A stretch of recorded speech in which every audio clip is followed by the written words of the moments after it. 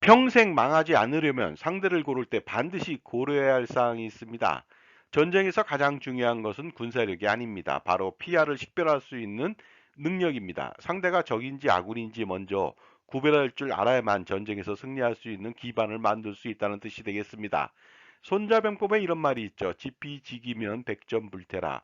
적과 나를 알면은요, 100번 싸움에도 결코 위태롭지 않다는 뜻이 되겠습니다. 이 말은 결국 피아를 식별하는 것을 우선하고 그 능력을 판단해 보라는 것이죠.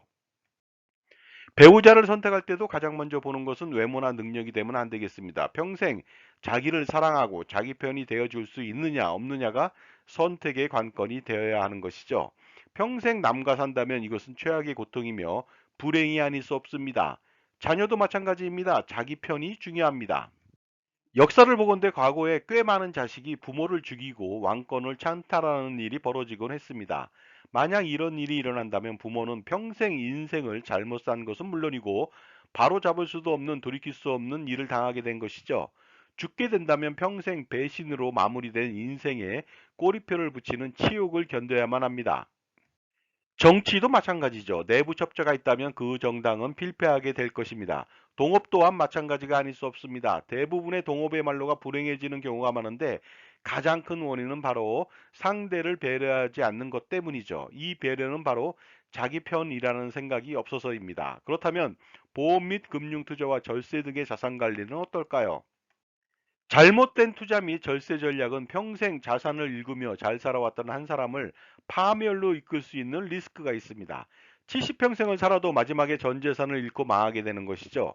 그런데 왜 이런 일이 일어날까요? 자산가에게는 항상 보험 및 금융상품을 팔려고 하는 사람들이 많습니다. 그러나 대부분의 그런 사람들은 판매 수수료 등 이익을 우선시 여기기 때문에 자기 편이 아닌 것이죠. 옛말에 교각사루란 말이 있습니다. 이 말은 뿔을 바로잡아서 비싸게 팔려다가 속아 죽어버리는 황당한 경우를 말하는 것이 되겠습니다. 그런데 사악한 사람들은요, 어떠냐면요, 교각사루라고 해서 좋은 뜻에서 시작하지도 않습니다. 바로 사악한 마음을 가진 보험 및 금융 판매인들은 처음부터 고객의 자산관리 성공에는 애초부터 관심이 없습니다. 그저 수수료만 챙기면 되기에 말도 안 되는 상품을 팔고 후폭풍이 발생하거나 수준 떨어지는 절세 컨설팅을 하는 것이죠.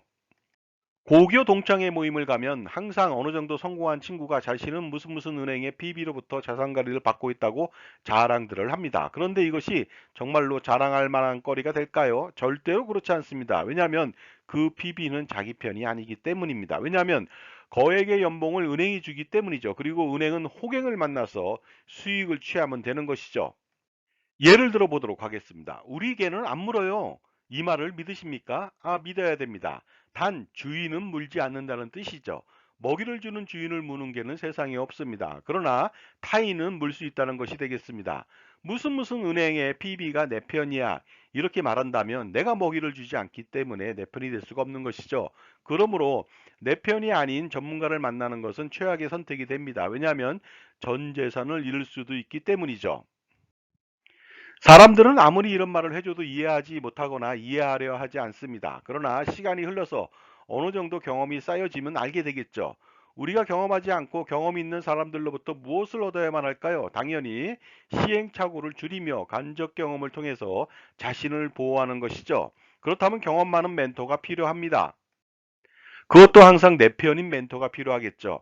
영업을 하는 것도 마찬가지입니다. 자기를 정말 도와줄 수 있는 관리자를 만나야만 합니다. 자신을 일개 앵벌이 수준으로 치부하고 돈만 벌어오게 하며 뒤에서 온갖 수익만을 챙기는 관리자와는 결별해야만 합니다. 평생 남을 위해 살 수는 없습니다. 그런데 결과론적으로 남을 위해 살거나 속고만 사니 그저 안타까울 뿐입니다.